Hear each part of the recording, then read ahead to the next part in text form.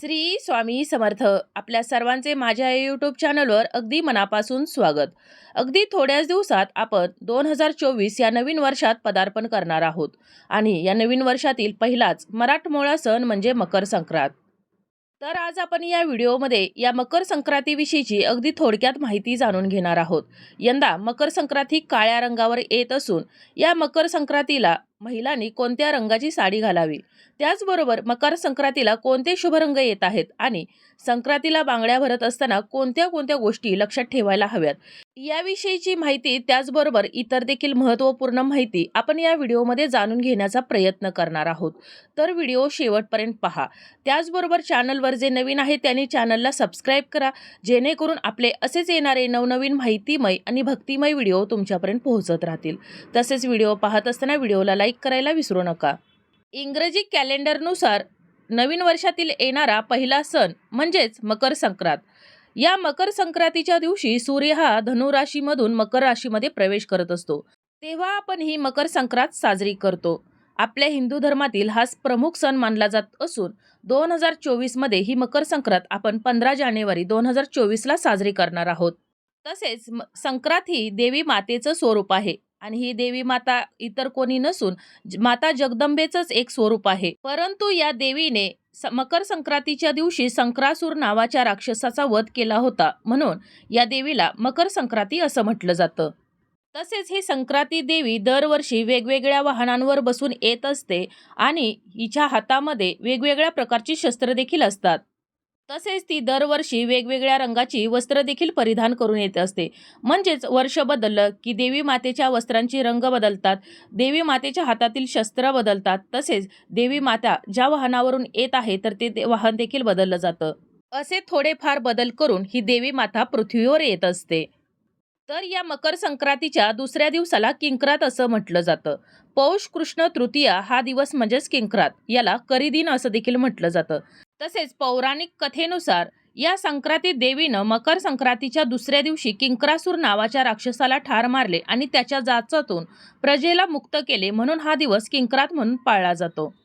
आणि म्हणूनच आपल्या हिंदू पुराणात सांगितल्याप्रमाणे या मकर संक्रांतीच्या दिवशी या मकर संक्रांतीने परिधान केलेल्या रंगाची वस्त्र परिधान करू नयेत असं सांगितलं जातं. तसेच देवी कोणत्या वाहनावर बसून येत आहे, देवीच्या हातामध्ये कोणती शस्त्र आहेत, देवीनं कोणत्या भूषण परिधान केले आहेत, तर ही सर्व माहिती या मकर संक्रांतीविषयीचीच असते. या मकर संक्रांतीला काळा रंग अतिशय शुभ मानला जातो आणि म्हणूनच या मकर संक्रांतीच्या दिवशी लोक काळ्या रंगाचे वस्त्र परिधान करत असतात. परंतु विशेष योगायोग असा आला आहे की यंदा मकर संक्रांती काळ्या रंगाची वस्त्र परिधान करून आले आहे. त्यामुळं अनेकांना प्रश्न पडला आहे की यंदा या मकर संक्रांतीला काळ्या रंगाची वस्त्र परिधान करायची की नाही, का काळा रंग वर्ज्य करायचा आहे.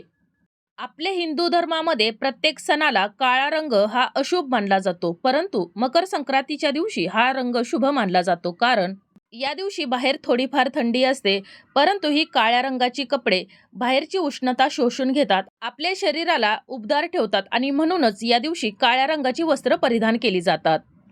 दरवर्षी मकर संक्रांत ज्या रंगाची वस्त्र परिधान करून येत असते, तर त्या रंगाची वस्त्र आपण या मकर संक्रांतीच्या दिवशी परिधान करत नाही. तर यावर्षी योगायोगानं ही काळ्या रंगाची वस्त्र परिधान करून मकर संक्रांत आली आहे. त्यामुळं आपल्याला या मकर संक्रांतीच्या दिवशी काळा रंग वर्ज्य करायचा आहे, काळ्या रंगाची वस्त्र परिधान करायची नाहीत. आणि आपले हिंदू धर्मशास्त्रात सांगितल्याप्रमाणे ही रूढ परंपरागत चालत आलेली आहे. म्हणजेच पूर्वीपासूनच ही मकर संक्रांत ज्या रंगाची वस्त्र परिधान करते, तर ती वस्त्र या संक्रांतीच्या दिवशी परिधान केली जात नाहीत. परंतु अनेक लोकांना ही अंधश्रद्धा जर वाटत असेल तर त्यांनी त्यांच्या इच्छेनुसार कोणत्याही रंगाची वस्त्र परिधान केली तरी देखील चालू शकतात. परंतु ही जी रूढ आहे तर ही पूर्वीपासून चालत आलेली आहे आणि या नियमांचं पालन करावं की नाही करावं हे आपल्या हातामध्ये आहे. तसेच या मकर संक्रांतीच्या दिवशी वस्त्र परिधान करत असताना किंवा स्त्रियांनी साडी परिधान करत असताना गडद रंगाची साडी किंवा गडद रंगाचे कपडे परिधान करायला हवेत. कारण गडद रंग हा उष्णता शोषून घेत असतो आणि त्यामुळं आपले शरीर हे उबदार राहते आणि यासाठीच आपल्याला फिकट रंगाची कपडे न वापरता या दिवशी गडद रंगाची कपडे वापरायचे आहेत. त्याचबरोबर या मकर संक्रांतीला जे 7 शुभ रंग येत आहेत, तर या 7 शुभ रंगांपैकी तुम्ही कोणत्याही एका रंगाची साडी किंवा कोणत्याही रंगांची कपडे परिधान करू शकता. तर त्यापैकी पहिला जो रंग आहे तो म्हणजे लाल. आणि लाल रंग हा माता लक्ष्मीला अतिशय प्रिय आहे आणि मकर संक्रांत ही माता लक्ष्मीचं स्वरूप आहे. जर तुम्ही या दिवशी जर लाल रंगाची वस्त्र परिधान केली तर लक्ष्मीचा आशीर्वाद तुम्हाला नक्कीच प्राप्त होणार आहे. त्यामुळे शक्यतो तुम्ही या दिवशी लाल रंगाची वस्त्र किंवा लाल रंगाची साडी परिधान करण्याचा नक्की प्रयत्न करावा. दुसरा जो रंग आहे तर तो म्हणजे पिवळा रंग आहे आणि पिवळा रंग हा संपन्नता, आध्यात्मिकता दर्शवत असतो. त्याचबरोबर हळदी-कुंकवामध्ये हळद ही पिवळ्या रंगाची असते आणि हळदी-कुंकवाला या मकर संक्रांतीला विशेष महत्त्व असतं. त्यामुळं त्याचबरोबर पिवळ्या रंगाची वस्त्र, पिवळ्या रंगाची साडी जी परिधान करतात, तर त्यांचा गुरुग्रह हा मजबूत होतो आणि त्यामुळं आपल्याला या मकर संक्रांतीच्या दिवशी शक्य असेल तर पिवळ्या रंगाची साडी, पिवळ्या रंगाची वस्त्र अवश्य परिधान करायची आहेत. तिसरा जो रंग आहे तर तो रंग आहे गुलाबी. गुलाबी हा रंग महिलांचा आवडता रंग असून हा रंग प्रेम, जिव्हाळा, नाते दर्शवत असतो. त्यामुळं या दिवशी जरी तुम्ही तुमच्या आवडीचा रंग म्हणजेच गुलाबी रंगाची वस्त्र परिधान केली किंवा साडी जरी परिधान केली तरी देखील चालू शकते. तसेच हा गुलाबी रंग आपले मन प्रसन्न करत असतो. त्याचबरोबर हे गुलाबी रंगाचे वस्त्र परिधान केल्यानं आपल्या जीवनामध्ये सुख, शांतता, समाधान देखील येत असते. पुढील जो रंग आहे तर तो रंग आहे जांभळा. जांभळा रंग हा नवचैतन्याचं प्रतीक मानला जातो. भक्ती, शक्ती, सर्जनशीलता तसेच शांती, अभिमान या गोष्टी परिधान करणारा आहे. त्यामुळं तुम्ही या मकर संक्रांतीच्या दिवशी जांभळ्या रंगाची वस्त्र किंवा जांभळ्या रंगाची साडी देखील परिधान करू शकता. पुढील जो रंग आहे तर तो रंग म्हणजेच केशरी रंग आहे. केशरी म्हणजेच नारंगी रंग हा देवी शक्तीचं प्रतीक मानला जातो. या रंगातून सकारात्मक ऊर्जा प्रवाहित होत असते. त्यामुळं तुम्ही या रंगाची देखील म्हणजेच या नारंगी, केशरी रंगाची देखील साडी नेसवू शकता किंवा या रंगाची देखील वस्त्र परिधान करू शकता. त्याचबरोबर तुम्ही चॉकलेटी रंगाची, राखाडी रंगाची किंवा गोल्डन रंग असेल किंवा कोणताही तुमच्या आवडीचा भडक रंग असेल किंवा कोणताही इतर रंग असेल तर त्या रंगाची तुम्ही वस्त्र या दिवशी परिधान करू शकता. परंतु या दिवशी जरी पांढरा रंग हा शांतताप्रिय असेल, शांततेचं प्रतीक असेल, तरी देखील तुम्ही चुकूनही या दिवशी पांढऱ्या रंगाची वस्त्र किंवा पांढऱ्या रंगाची साडी परिधान करू नये. आपल्याला या दिवशी काळ्या रंगाची आणि पांढऱ्या रंगाची साडी घालणे टाळायचे आहे. त्याचबरोबर आपल्या हिंदू धर्मातील हा एकमेव असा सण आहे मकर संक्रांत, ज्या दिवशी काळ्या रंगाची वस्त्र, काळ्या रंगाची साडी घालणं अत्यंत शुभ मानलं जातं. परंतु यावर्षी मकर संक्रांत ही काळ्या रंगावरती म्हणजेच काळ्या रंगाची वस्त्र परिधान करून येत असल्यामुळं यावर्षी आपण काळ्या रंगाची वस्त्र परिधान करू शकत नाही, काळ्या रंगाची साडी परिधान करू शकत नाही. त्यामुळं मी तुम्हाला जे सांगितलेले आहे तर ते रंग तुम्ही तुमच्या आवडीप्रमाणे परिधान करू शकता. त्या आवडीप्रमाणे तुम्ही साडी परिधान करू शकता. परंतु काळा रंग आणि पांढऱ्या रंगाची वस्त्र किंवा पांढऱ्या रंगाची साडी घालणं आपल्याला टाळायचं आहे. आता आपण साड्यांविषयीची माहिती जाणून घेतली आहे. आता आपण बांगड्यांविषयीची माहिती जाणून घेऊया. या मकर संक्रांतीला महिलांनी बांगड्या ह्या घालायलाच हव्यात. बांगड्यांना 16 शृंगारांपैकी एक शृंगार देखील मानला जातो. त्याचबरोबर महिलांना शक्ती, बळ प्रदान करण्याचं काम या बांगड्या करत असतात. त्यामुळं महिलांनी आपल्या हातामध्ये शक्यतो 2-2 तरी बांगड्या घालायलाच हव्यात. त्याचबरोबर या बांगड्या घालत असताना तुम्ही कोणत्याही रंगाच्या बांगड्या घालू शकत असता. म्हणजे लाल घालू शकता, पिवळ्या घालू शकता. परंतु या मकर संक्रांतीला आपल्याला हिरव्या रंगाच्याच बांगड्या अवश्य परिधान करायच्या आहेत. मकर संक्रांत हा सौभाग्याचा सण मानला जातो. तसेच सौभाग्यवानांपैकी एक वाण म्हणजेच या बांगड्या, हिरव्या रंगाच्या बांगड्या. तर या बांगड्या आपल्याला या मकर संक्रांतीला अवश्य घालायच्या आहेत. त्याचबरोबर बांगड्या घालत असताना जर तुम्हाला जास्त बांगड्या जर आवडत नसतील तरी देखील तुम्ही कमीत कमी 6 बांगड्या तरी आपल्या हातामध्ये घालायच्या आहेत. आणि या बांगड्या हिरव्या रंगाच्या बांगड्या घातल्यामुळं आपल्या सौभाग्यामध्ये देखील वाढ होऊ शकते. तर आता या ज्या बांगड्या आहेत हिरव्या रंगाच्या, तर या भरत असताना देखील आपल्याला काही नियमांचं पालन करायचं आहे. काही नियम पाळूनच आपल्याला या बांगड्या घालायच्या आहेत. तर या ज्या बांगड्या आहेत तर या बांगड्या घालत असताना आपला हात रिकामा म्हणजेच मोकळा नसू नये. आपल्या हातामध्ये जर बांगड्या असतील अगोदरच्या आणि त्या जर तुम्ही बांगड्या जर काढून दुसऱ्या जर बांगड्या जर घालणार असाल तर तुमच्या हातामध्ये एखादा लाल रंगाचा किंवा काळा रंगाचा धागा बांधायचा आहे आणि त्यानंतरच आपल्याला या बांगड्या घालायच्या आहेत. कधीही हात मोकळा ठेवून बांगड्या घालायच्या नाहीत आणि हिरव्या रंगाच्या तर शक्यतो आपल्या मोकळ्या हातामध्ये बांगड्या घालू नयेत. त्यासाठी आपल्या हातामध्ये अगोदरपासून एखादी बांगडी जर असेल तर त्यावरती आपण या बांगड्या वाढवू शकतो. जर तुमच्या हातामध्ये जर बांगडी नसेल तर तुम्ही कोणत्याही रंगाचा किंवा लाल किंवा काळ्या रंगाचा धागा बांधून मगच तुम्ही या बांगड्या घालायच्या आहेत.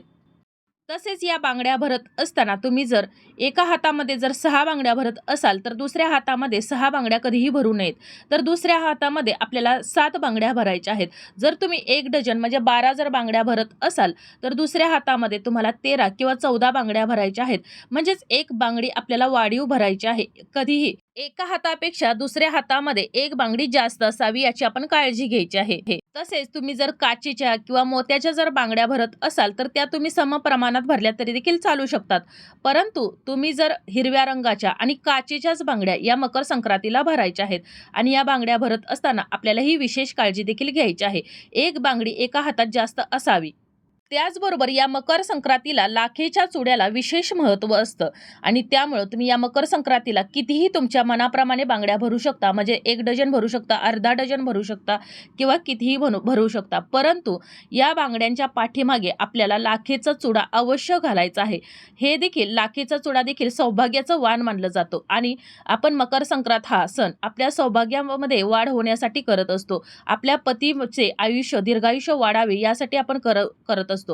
आणि म्हणूनच आपण मकर संक्रांतीच्या दिवशी ज्या वेळेला ववसा घेत असतो किंवा ववसा देत असतो तर त्या दिवशी आपल्याला आपल्या या हिरव्या रंगाच्या बांगड्या आहेत तर त्याच्या पाठीमागं 1-1 लाखेचा चुडा आपल्याला घालायचा आहे आणि या लाखेच्या चुड्याला अनन्यसाधारण महत्त्व या दिवशी आल्यामुळं आपल्याला या दिवशी या रंगाच्या हिरव्या रंगाच्या बांगड्या घालून आणि हे जे चुडे आहेत तर हे चुडे घालूनच आपल्याला महिलांना हळदी कुंकू द्यायचं आहे, ववसायचं आहे आणि अशा प्रकारे आपल्याला ही मकर संक्रांत साजरी करायची आहे.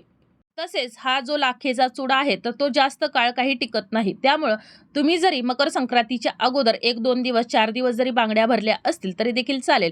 परंतु ज्या वेळेला आपण हा ववसा घेत असतो मकर संक्रांतीचा किंवा हळदी कुंकू करत असतो तर त्या दिवशीच आपल्याला हा जो लाखेचा चुडा आहे तर तो लाखेचा चुडा आपल्या हातामध्ये आपल्याला घालायचा आहे.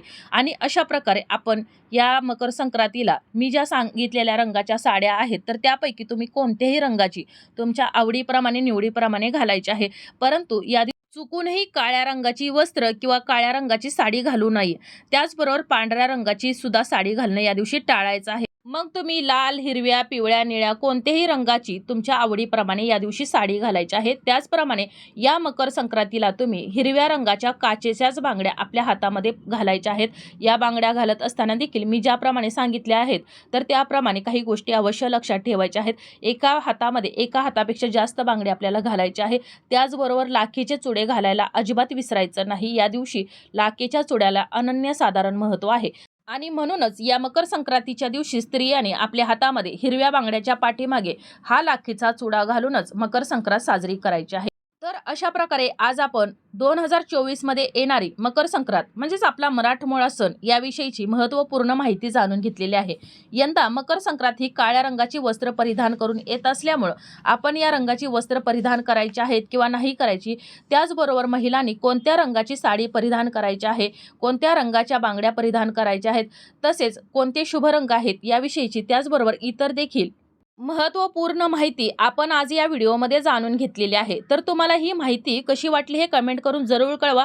माहिती आवडली असेल तर व्हिडिओला लाईक करा, चॅनलला सबस्क्राईब करा आणि हा व्हिडिओ जास्तीत जास्त शेअर करा जेणेकरून ही माहिती सर्वांजवळ पोहोचेल आणि याची पुण्यप्राप्ती तुम्हालाच होईल.